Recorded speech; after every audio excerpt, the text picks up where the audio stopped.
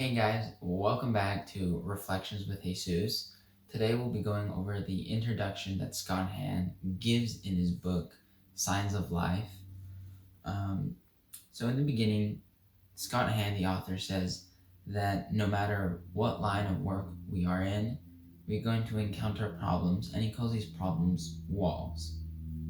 He says that these walls will be too sheer to climb, too big to jump over, and too strong to knock down.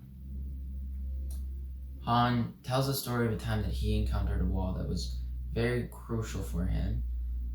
He was he was working on his doctoral thesis when he came across this verse in the Bible that he was having some trouble with on the side of the interpretation. Although the passage was a very small passage, it was a very crucial part to his thesis. He had to work it out, or else he would have to fail or have a new thesis, and this was a problem because he'd already put multiple years of his life into the research for his thesis.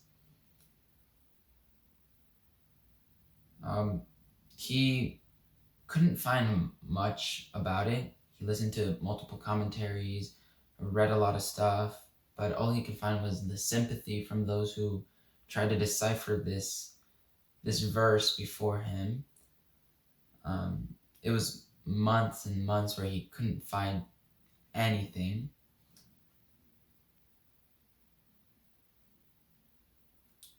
For him, his wall kept getting higher and higher and higher. And he had an advisor, and one night his advisor called him and said, "Hey, they are transferring me to Rome, Italy," which meant that he needed to finish his thesis as soon as possible, basically immediately. He stopped sleeping and increased his work efforts, making late night calls to scholars who he has never met, just basically working all night long, not sleeping, very, very tired, very sleep deprived. He said that he felt like his wall was getting taller and that there was no way around it. He said on one side there was jobs, honors, opportunities, and on the other side, as he called it, professional ruin. Hahn recognized defeat, but at the same time he didn't want to recognize it because he was too proud, but he also recognized that as a problem. Then one night, he remembered that there was something that would always be taller than any wall he came across. So he put on his jacket, went out into the cold, and made his way onto the campus where he teaches, and found himself at the foot of a cross, a giant cross on the campus. He knew exactly what he had to do. Many saints have done this. Many people have done this. He lay flat, face down, in front of the cross. He kissed the cross, and he cried. Just let it all out. He gave everything he had up to the Lord. All that frustration, all that anger, all that sadness, everything.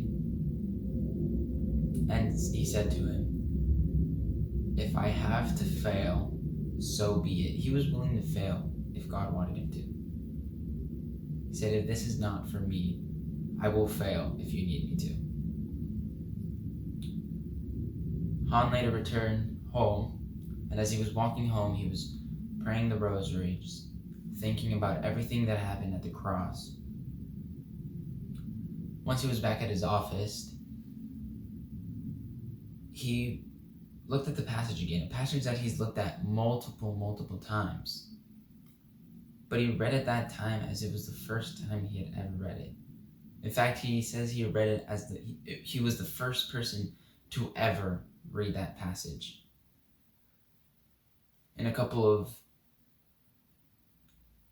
a matter of minutes, maybe hours, a couple of days, he was able to find a solution. He was able to publish his thesis, and later in life, one of his most favorite scholars asked him, "How does it feel that you cracked the code? That you finally were able to decipher this message that many people have tried before?" And he shared this message that I just shared with you guys to his favorite scholar. Sometimes when we feel there's nothing left to do, when we sense that we've done everything we're capable of, we tend to forget that the answer is right in front of us. We have to present ourselves to God.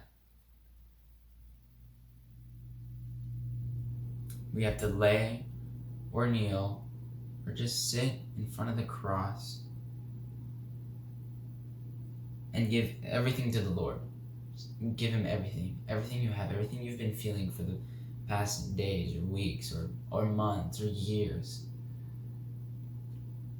And we have to let him into our hearts, because if we don't let him into our hearts, he can't work. This is going to be the ultimate purpose of the book. It's going to help us get closer to God, hopefully know him better, get a better relationship, and it'll help us when we need to get over those walls, those problems we have, that a little fight with a family member, a little argument in a relationship, maybe something's wrong at work. This book will hopefully, potentially help us so that we can get over those walls. Thank you for listening to my little reflection here today. I hope you have a good day, and see you next time.